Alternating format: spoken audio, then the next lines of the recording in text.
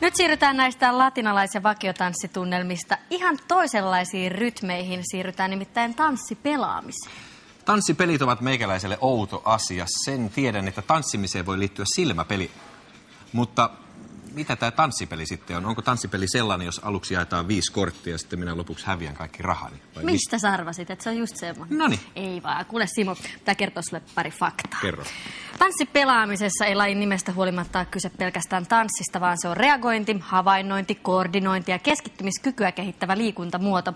Laji kuuluu tätä nykyään kansainvälisen tanssiurheiluliiton street-tanssien joukkoja. Tanssipelit on maailman suosituimpia rytmipelejä. Meillä Suomessakin tällä lajilla on jo satoja aktiiviharrastajia ja tuhansia muita harrastajia. Ja kohta ehkä lisää, kun säkin liityt. Niin, kyllä. Ja tässähän muuten meillä on lajin guru ja primus motor täällä Suomessa. Tervehdys. Tervehdys. Krister Westerlund. Mä toin sulle lahjaksi mikrofonin. Kiitoksia oikein paljon, kiitoksia. Kerro nyt tällaiselle tavalliselle silmälasin kuluttajalle oikein jalasta pitäen, että mitä tämä tanssipelaaminen käytännössä on? Se on aika yksinkertainen asia, mutta varmaan sopii, jos näytetään pelaamista samalla kuin kerran. Me näytetään kyllä. Selvä. Ihan hyvä, jos meidän naamoja ei liikaa näytä. Aivan. Eli pelaajalla on alusta, jossa on 4 nuolella merkattua kosketusherkkää painiketta. Ja tietokoneohjelma vierittää nuolia. Se on ohjelmoitu askelkuvio.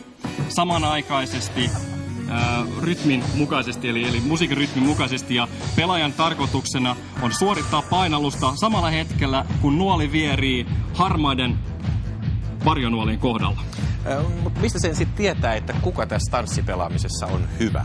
No, tietokone pisteyttää ja arvostelee painalluksen tarkkuutta. Ja käyttäen eri arvosanoja, jotka välähtävät aina näytöllä ruudussa painalluksen jälkeen. Just, mihin sun mielestä tämä lajin jatkuvasti nouseva suosio sitten oikein voisi perustua? Se perustuu lajin viehätys perustuu tämän mukassa tempaavaisuudessaan ja hauskuudessaan. Joo, entäs sitten, kenelle tanssipelit sopii? Sopiiko ne tämmöiselle tavalliselle maisterille, niin kuin esimerkiksi minä, tai tamperelaisille noin ylipäätään? No, tamperelaisille ja etenkin maistereille, mutta itse asiassa kaikille ihmisille sopii, sekä alle kouluikäiselle että vanhuksille, sekä tytöille että pojille. Monet huippu-urheilijat käyttää tätä treenin välineenä ja sopii myös sellaisille, jotka ei ole ikinä harrastanut aikaisemmin liikuntaa. Just. Entä onko ne tanssipelit kaikki niin tämän tyyppisiä, mitä nyt taustalla kuullaan, että siinä on aina tämä sama kappale sitten? Ei todellakaan, niitä on useita satoja erilaisia. Et se mikä on hyvä tässä lajissa on se, että syke nousee vähän niin kuin itsestään, jopa 196. Ja ilman sitä huomaa, koska pelaaja keskittyy lähinnä pelin pelaamiseen. Aivan. Ja se on tämä viehätys tässä asiassa. Se menee vähän niin kuin itsestään tämä liikunta. Ja sitä pystyy käyttämään sekä kunnon kohottajana, että motoriikkaharjoitteena tai vaikka sosiaalisena ajanviettänä. Monet käyttää juhlissa tai synttärikestien aikana. No, onko tässä tanssipelaamisessa sitten, jos oletetaan, että minäkin voisin jopa kehittyä siinä niin kuin paremmaksi, ei pelkästään huonommaksi, niin onko siinä sitten jotain eri tasoja, mitä voi saavuttaa? Tai onko se joku kuninkuustaso, musta vyö? Niin kuin? Ei ole musta vyö, mutta on eri tasoisia kappaleita ja niitä on 13 tässä pelissä. Ja nyt siirrytään tästä Säkkijärven polkasta, niin siirrytään 4. tasosta 8. tasoksi. Okei, onko niitä sitten vielä tasoja sen jälkeen? 13 vuotta. Millä tasolla sä itse olet? No, siinä 8 ja 10 välissä yleensä pelailen. Okei, no veikkaan mä oon siinä -1 ja 0 kohdalla. Jokaisesta kappaleesta on 1-tason versio, niin jokainen pystyy kokeilemaan ensimmäistä kertaa ja ihan hyvin menee jopa maisterille. No niin, mutta katsotaan millainen se vaikeampi taso on. Katsotaan ihmisiä. Näin me teemme. Kiitoksia. Kiitos.